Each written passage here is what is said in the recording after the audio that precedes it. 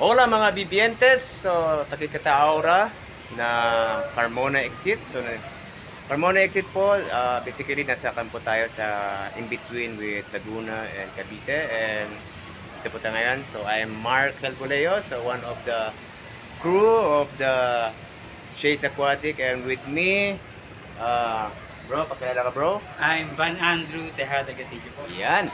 So, ito po si Van, isa sa kasama ko sa Chase Aquatic, and yeah, pakita lang natin yung services ng ating Chase Aquatics. Ay include na rin natin yung ating mga services, aquascaping, paludarium, terrarium, nature pond, and a lot more. So, guys, pakita ko sa inyo guys yung ating bagong arrival in the house sa Chase Aquatic.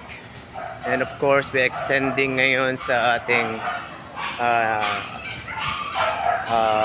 Chase Aquatic, which is meron po tayo pet supplies. So meron po tayong, we also serve also sa mga hobbies ng mga aso at pusa. So ayan.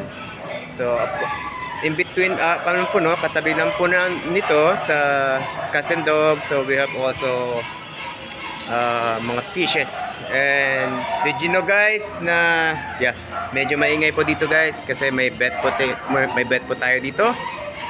And ito po yung isa sa most awaited sa mga fish keepers guys with Chase Aquatic na nagtatatangkili sa Chase Aquatic. Meron na po tayong fish guys, and it did arrive I think gabi guys, bro no? Yes. Gabi po dumating siya guys.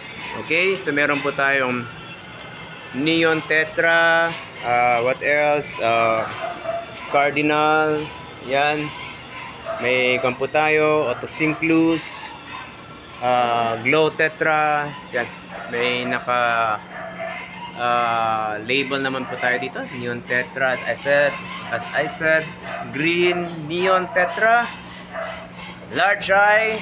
O yan. Pero po yung itsura yata nito ng large eye nito. But basically, ito po isang community fish. O yan. So, what else? May pupper fish po. Okay. Did you say, guys, bro, na puffer fish? Yes po. So, zoom po natin, guys. Maliit lang. Maliit Ayan, po. guys. May puffer fish po tayo, guys. So probably ang pagkaalam ko sa puffer fish is lumalaki siya guys, and ang favorite na kakainin niya is shell or crabs or something,